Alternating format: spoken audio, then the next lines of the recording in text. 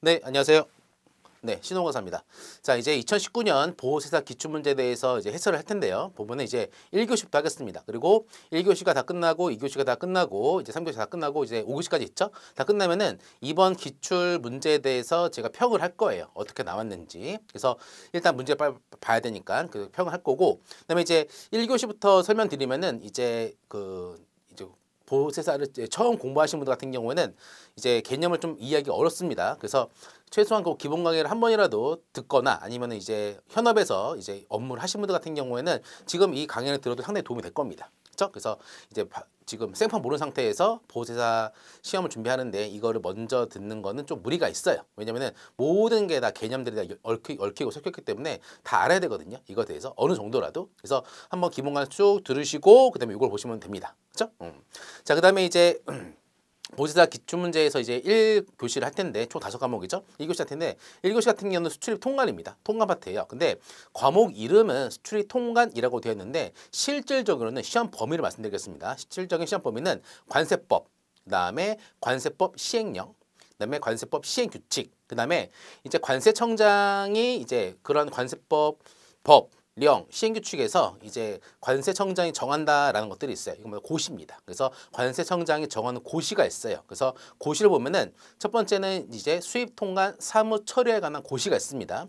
그 다음에 이제 수출통관 사무처리에 관한 고시가 있고요. 그 다음에 세관장 확인에 대한 고시가 있고요. 그 다음에 유통 이력 관리에 관한 고시가 있고요.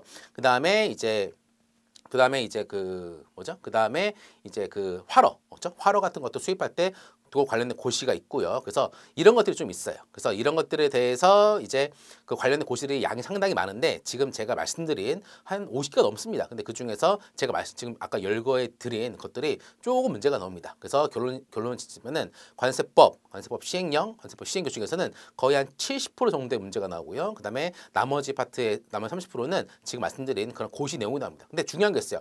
당연히 관세법 법이랑 시행령, 시행규칙은 정말 열심히 해야 됩니다. 왜냐면 다 중요한 거기 때문에. 근데 이제 고시 내용들은 상당히 방대합니다. 근데 제가 기본 이론 시간에 설명드리지만 제가 이제 중요하다고 하는 것들이 있어요. 그게 이제 시험 문제 나옵니다. 그래서 전체를 다 중요한 게 아니라 딱 이 부분이 출제가 반복되고 있어요. 그래서 그런 것들은 제가 시키고 이렇게 가리키는 것만 염두에 준비하시면 전혀 문제가 없습니다. 그리고 이런 것들은 실무상 상당히 중요한 것이고 그다음에 관세법 시행령, 시행규칙과 상당히 연관되는 겁니다. 그래서 그런 것들이 시험에 나오지 자재구레한 거는 절대 나오지가 않습니다. 그래서 이제 당연히 기출문제도 지금까지 계속 제가 매년 이제 해설하고 있는데 그것만 봐도 그래요. 중요한 게 나오지 뭐 자재구레한 것들은 나오지가 않습니다. 그렇죠? 그래서 1교시는 이렇게 보시면 됩니다. 관세법, 시행령, 신규칙, 그다음에 일부 중요한 관세청 고시, 그리고 그 고시 중에서도 상당히 중요한 파트만 나온다. 제가 가리키는 것만 나옵니다.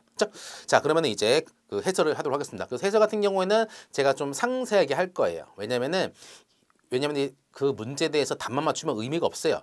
그래서 제가 항상 강의할 때는 이 문제를 낸 취지, 그다음에 포인트, 그다음에 이거를 이제 기본서를 공부할 때 어떠한 것들을 주로 공부해야 되는지 해가지고 해설 내용도 좀 많이 넣어놨습니다. 그래서 여러분들이 그런 거 체크하시고 공부를 이걸 하시고 다시 기본서로 돌아가셔가지고 그 부분들을 체크하시고 옆에다가 별표 쳐놓으세요. 기본서에다가 별표 쳐놓으시고 요거는 기출이라고 적으십시오. 왜냐하면 기출은 계속 반복이 됩니다.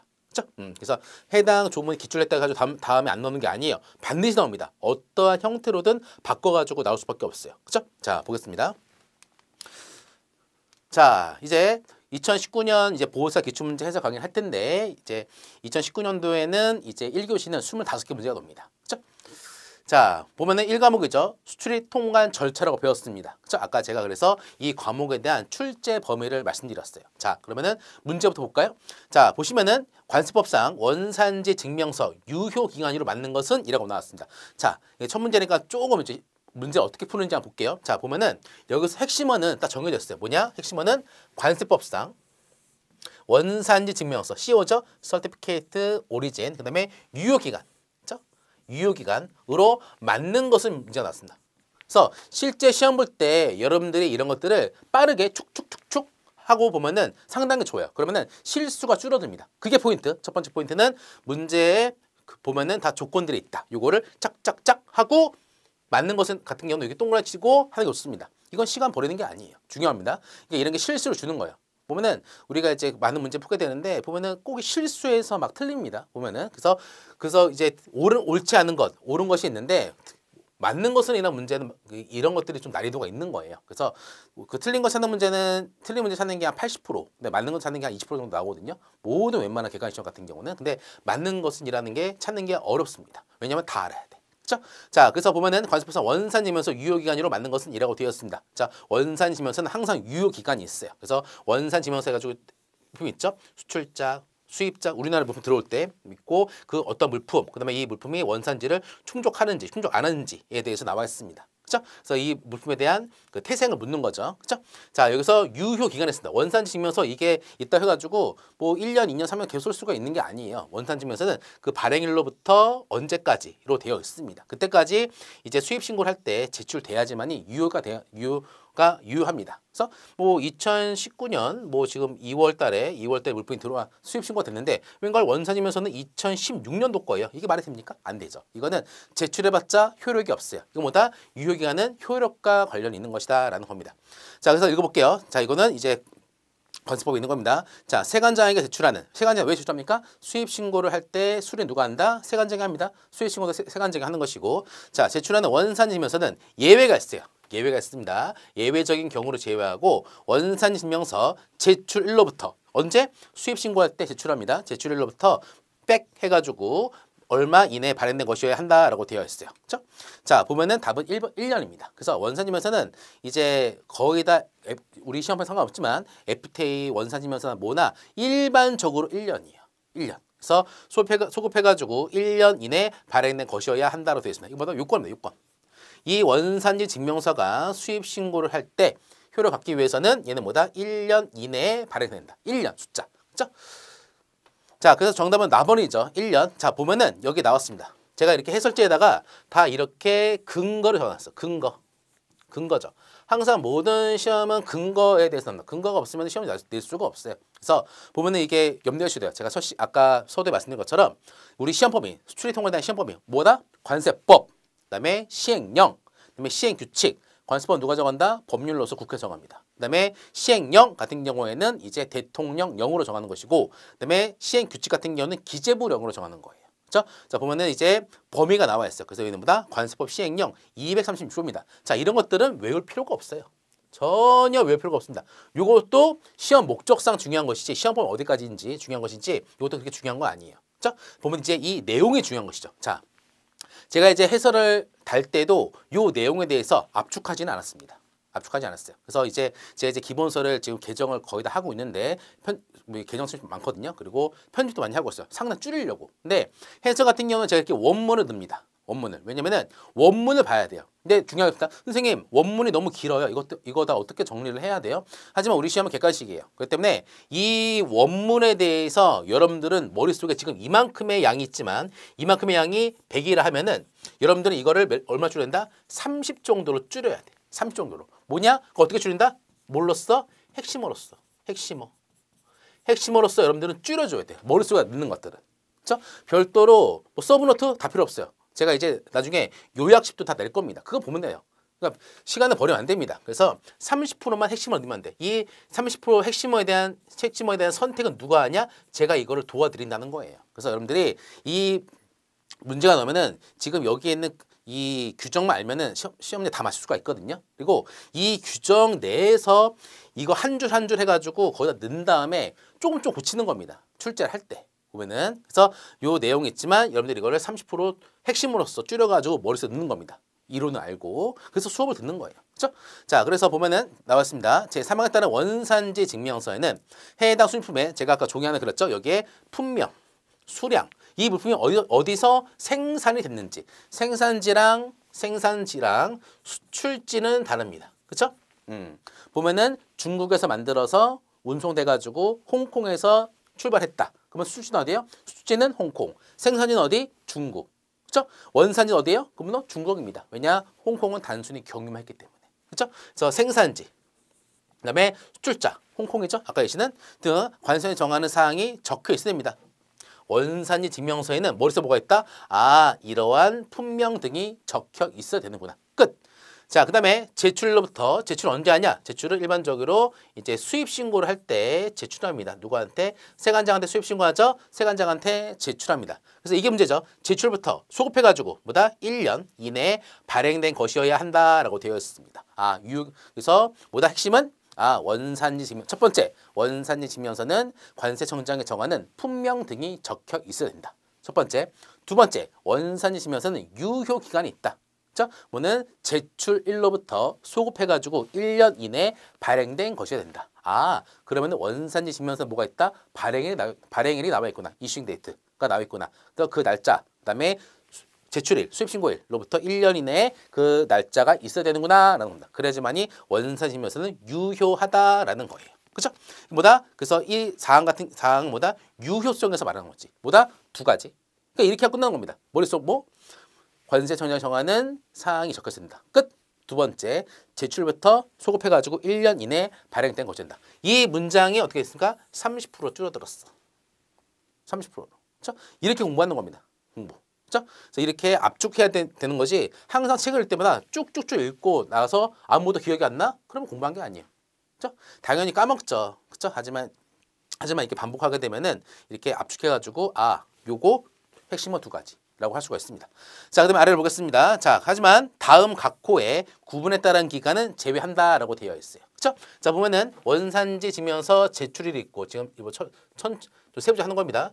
제출이 있고 자, 소급해가지고 그 발행일이 요 기간 내에 있어야 된다라고 되어 있습니다. 그렇죠? 하지만 특수한 상황이 발행될 수가 있어요. 뭐다? 이 기간 내, 이게 기간이 1년이잖아요. 근데 이 기간 내에 뭐다? 어떠한 사건이 발생을 했어.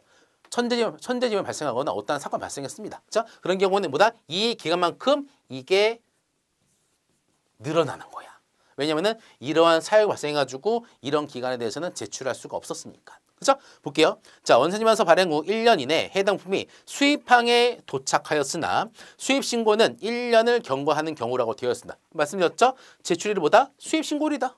그렇죠? 자, 보면은 원산지면서 발행 후 1년 이내 해당 품이 수입항에 도착하였으나 수입신고는 1년이 경과하는 경우. 자, 이건 뭐다? 이게 실질. 자, 원칙 뭐예요? 제출일부터 1년. 근데 뭐다? 이때는 뭐다? 물품이 우리나라에 도착했습니다. 이때. 그리고 이 시기 때 수입 신고를 했어요. 뭐다? 도착하게 되면은 거의 다 바로 수입 신고 하거든요. 근데 도착을 하고 일정 기간 있다가 수입 신고했다.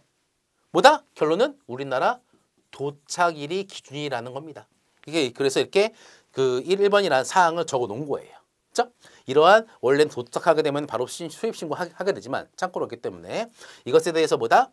도착일로부터 좀 있다가 수입 신고했다. 뭐다? 요 기간만큼은 빼주겠다라는 겁니다. 그렇죠? 중요한 거고. 자, 그래서 물품이 수입항에 도착하는 날로부터 다음 날로부터 해당 품을 수입 신고하는 날까지, 즉 제출하는 날까지 그 기간은 뭐 한다? 빼주겠다라는 겁니다. 그렇죠? 연장시켜주겠다. 일단 도착일로부터 뺏겨가지고 1년이 되는 것이죠. 요 기간만큼 뭐다? 괜찮다라는 겁니다. 그죠? 자, 두 번째, 천재지변. 일이 났습니다. 천재지변 등 이에 준하는 사유로서 헌납심에서 발행 후 1년이 건강한 이후 수입항에 도착한 날이라고 되어 있습니다. 보다 해당 천재지변 등 이러한 사유가 발생한 날의 다음 날부터 소멸된 날까지에 대한 기간을 보다 빼주겠다. 이거는 포함되지 않는다라는 거예요. 그렇죠? 1년에서 늘려주는 거죠. 그거에 대해서. 그렇죠? 자, 결론. 자, 그러면은 아까 요거는 정리했고 그다음에 뭐다? 두 가지의 예외가 있다. 첫 번째 뭐다? 도착은 했지만 수입신고. 그게 뭐다? 제출이다. 이때 동안 기간이 있다. 요거는 빼주겠다. 그렇죠? 근데 그 기간은 뭐다? 도착한 날의 다음 날로부터 제출일까지 빼주겠다. 자, 천재지변이 일어났다. 천재지변이 이제 소멸 날로부터 천재지변이 이런 날의 다음 날로부터 소멸 날까지 그때 기간은 뭐한다? 1년을 범위에 포함시키지 않겠다. 끝. 정리해 볼까요? 아까 사항 뭡니까? 두 가지였습니다. 두 가지. 그 다음에 예외가 또 두 가지가 있었어. 그렇죠? 정리됐죠? 이렇게 공부하는 겁니다. 그래서 이 내용들이 이렇게 줄여져야 돼, 머릿속에서. 그래야지 이 사람이 이걸 이해한 거야. 원산지 증명서에 대한 유효성에 대해서. 그렇죠? 그래서 문제는 이제 요게 나온 거죠. 근데 이거를 왜 제가 다 써놨냐? 보면 제가 요것만 해설지에 쓸 수도 있어요. 근데 그렇지가 않습니다. 않고 요 내용에 대해서 어떻게든 내년에 올해 또 나올 수가 있기 때문에 전체를 보는 거예요. 그렇죠? 그래서 지금 첫 문제는 길겠습니다. 왜냐면은 이렇게 공부를 하고 제가 이렇게 가르치고 이렇게 대비를 해야지만이 되는 겁니다. 그냥 그 기출문제 나왔다 해가지고 제출부터 1년 요거 하나 나왔네. 그럼 이거 안 나와? 아니에요. 다 나옵니다. 다 나와요. 그쵸? 됐습니다. 자, 그 다음에 두 번째 문제입니다. 자, 과세는 통지 및 과세는 적부심사 관련된 설명 틀린 것은 이라고 나왔습니다. 자, 요거 같은 경우에는 이제 보호세사를 처음 공부하시거나 관세법을 처음 공부하시는 분들은 이게 뭐야? 라고 할 수가 있어요. 그쵸? 중요한 겁니다. 그래서 과세는 뭐냐면은 세관에서 A라는 자가 물품에 대해서 수입 신고했는데 100만 원짜리를 다운밸류 하거나 아니면 세율이 원래 8%인데 4%로 신고하거나 그래가지고 물품에 대한 가격 그 관세가 떨어진 거예요. 일부러. 그렇죠? 그런 경우에는 이 세관에서 그 차액만큼 추징합니다. 그래서 추징해요. 그래서 뭐다? 이건 추징. 추징하기 전에 뭐 한다? 통지를 해준다라는 겁니다. 그렇죠? 그래서 우리나라 세관에서 그 자가 수입 신고한 물품에 대해서 얘는 관세를 30만 원 정도 내야 되는데 보다 얘는 20만 원 정도 냈다. 물품에 대한 밸류 곱하기 관세율 하게 되면은 이제 관세가 나오는데 요거를 다운하고 요거를 다운하니까 당연히 관세액이 다운이 됐겠지. 그렇죠? 그래서 요거 10만 원의 만큼 뭐 한다? 세관에서 추징을 하려고 합니다. 근데 만약에 이 금액이 30만 원이 아니라 뭐다? 3억. 30억이다. 그런 경우에는 얼마예요? 차액이 이게 아니라 10억이에요. 10억. 갑자기 업체한테 뭐다? 10억에 대해서 돈 내라고 하면 업체는 어떻게 될 것 같아요? 도산하지, 도산. 10억 현찰 어디 있어요? 그렇죠? 그래서 그렇기 때문에 뭐다? 세관에서 추징하기 전에 이렇게 얘기합니다. 먼저 잽을 날리는 거예요. 야, 너 이거 잘못했어. 너 이거 잘못해가지고 관세가 차액이 이 정도가 있어.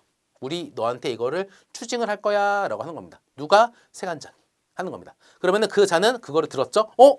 그랬나? 하고 이제 검토를 해봐야지. 검토를. 내가 정말 이 관세를 통해서 수입 신고했는데 잘 했나 잘못했나? 검토를 해야 되지. 그래서 그렇게 하면 30이야, 30.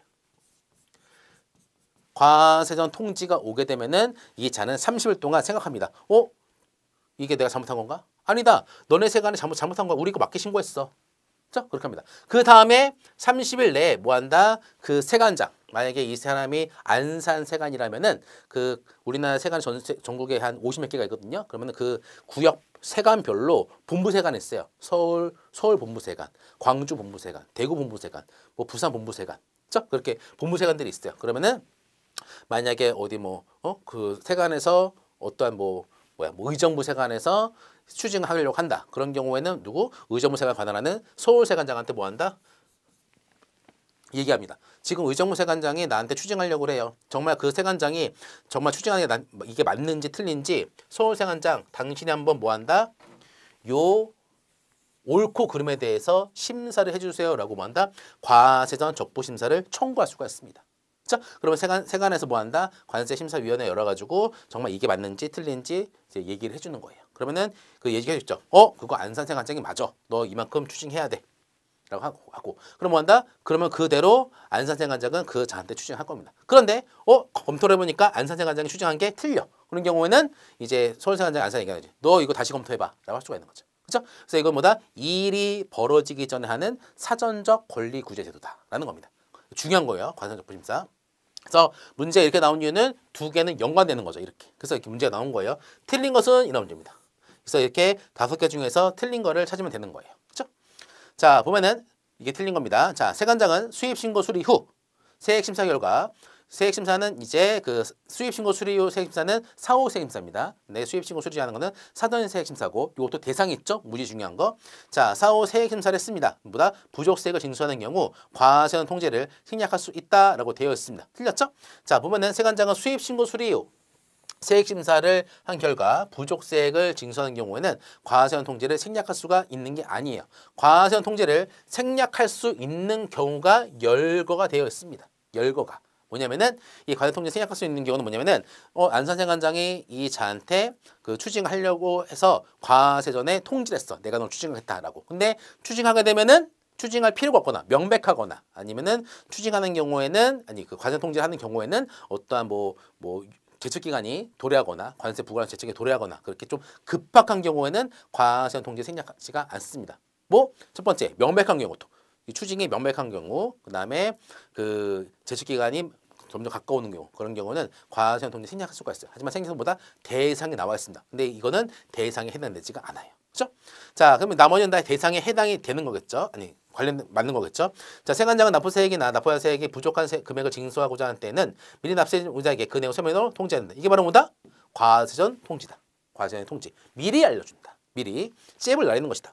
납세자는 통지 받는 때에는 그 통지 받는 부터 며칠? 30일이죠. 30일. 30일 이내에 세관장 또는 관세 단계의 관세 적법심사를 청구할 수가 있습니다. 자, 뭐는 또는이네요. 또는 세관장한테 청구할 수도 있고 관세청장한테 청구할 수 있는 사유가 또 있습니다. 라번 관세전 적법심사 청구받은 세관장은 그 청구를 받은으로부터 뭐다? 이 세관장 어디예요? 뭐 의정부 세관장, 의정부 세관에서 관 통지했다? 누구? 서울 세관장. 그죠? 그래서 그런 세관장이 있어요. 청구받은 날로부터 뭐다? 30일 이내에 관세 심사위원회 열립니다. 심의에 열려가지고 심사를 거쳐서 결정하고 청구한테 통지를 했습니다. 야, 안산세관장이 맞아. 아니야, 안산세관장이 틀렸어. 네가 맞아. 라고 통지를 했습니다. 뭐다? 30이다. 30일 관세 통지를 받아서 30일 이내에 청구하고 관세심사위원회에서 30일 이내에 결정한다. 30 중요. 그다음에 마지막 관세심사는 이의신청이나 심사청구 또는 심사청구 전 단계에 권리구제된다. 뭐다? 전 단계. 이게 뭐다? 사전적 권리구제된다. 사전적 권리구제된다. 추징을 했어요. 추징을 해가지고 내가 돈을 납부했다. 그런 경우에 쌓아놓은 거는 뭐다? 이건 이미 일이 벌어진 거죠. 사후적 권리제도, 사후적 권리구제도. 불법청구죠. 이의신청, 심사청구, 심판청구 이 세 가지가 있는 것이죠. 그렇죠? 하지만 관세청구보다 사전적 권리구제도. 그렇죠? 자, 정답은 가번입니다. 가번. 관세청구심사는 세관장은 이러한 조문들은 중요한 게 아닙니다. 중요한 게 아니에요. 깊숙이 가면 중요해요. 하지만 제가 그냥 얘기했습니다. 중요하지 않다고. 그러니까 저같이 맨날 이거 하는 사람들은 38점 뭐예요? 얘는 뭐다? 신고납부. 39점 뭐예요? 부가고지. 그게 나와요. 근데 이것까지 중요한 거냐? 세관장은 수입신고, 납세신고에 따라서 납부세액이나 납부한 세액에 미치지 못한 금액을 징수하려는 경우 뭐다? 부족세액을 징수하는 경우에는 미리 납세문자에게 그 내용을 뭐다? 서면으로 종이로 통지를 해야만 됩니다. 의무예요, 의무. 다만 다음 각호의 같은 경우는 그러지 않아. 뭐다? 이거는 과세전 통지 생략 대상이 있구나라는 겁니다. 결론. 요 문제를 어떻게 한다? 머릿속에다가 여러분들이 정리해놔야 돼. 뭐다? 자, 수입 신고할 때 이제 세금에 대해서 신고를 합니다. 그죠? 이때 부족세액이 발생한 경우는 뭐다? 세관장은 그 자한테 과세를 하기 전에 미리 알려준다. 과세전 통지해준다. 끝. 하지만 과세전 통지를 하지 않는 사유가 있다. 끝. 이게 정리한 거예요.